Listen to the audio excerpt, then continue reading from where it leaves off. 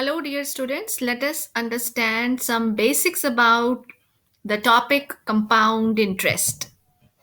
What is compound interest? First, I need to learn from you where the action of interest is involved. When we say that we will be paying the interest or we will be getting the interest, then where such actions are involved. We mentioned about this when we discussed about the concept of simple interest. I hope you recall that when we borrow money, then we need to pay interest.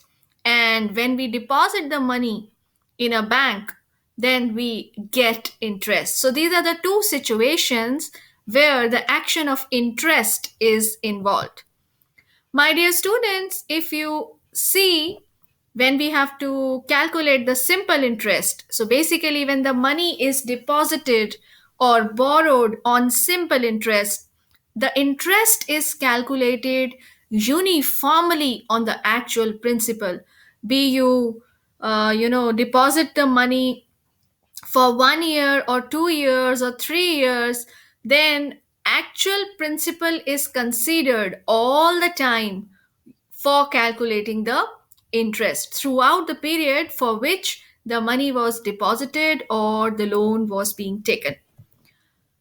But there are situations like certain banks or post offices or sometimes insurance companies and other financial organizations, they use different methods of computing the interest.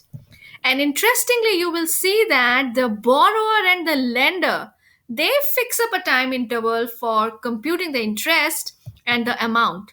And in such a situation, what happens is that at the end of the first time interval, so time interval may differ. It can be 3 months, it can be 6 months, it can be 1 month even, or it can be a year, depending on how much time for which we have deposited the money or we have taken the loan for. Then at after what interval the interest will be calculated.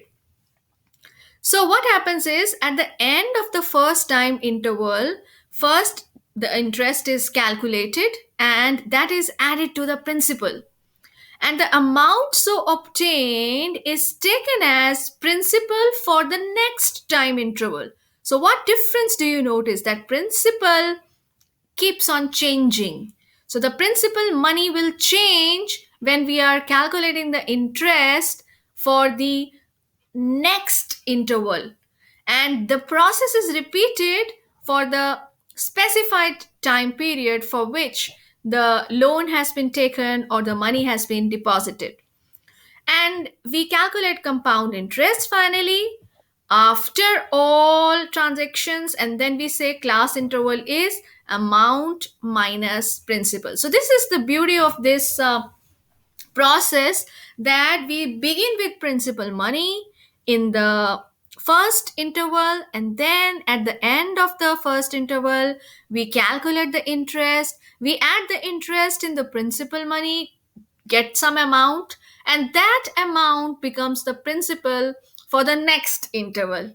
Isn't it interesting?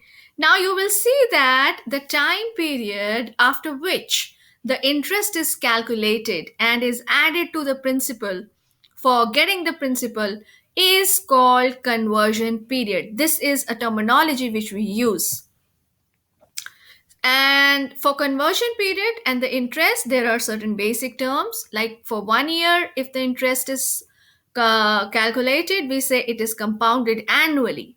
For 6 months, we call it as compounded half yearly. For 3 months, if it is done, then we say it is compounded quarterly.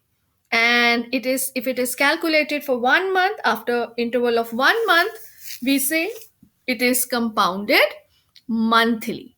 So I hope you have understood the basic idea behind how we calculate compound interest and what is the basic difference between simple interest and the compound interest. In the next class, I would be talking to you the process of calculating compound interest by the help of an example.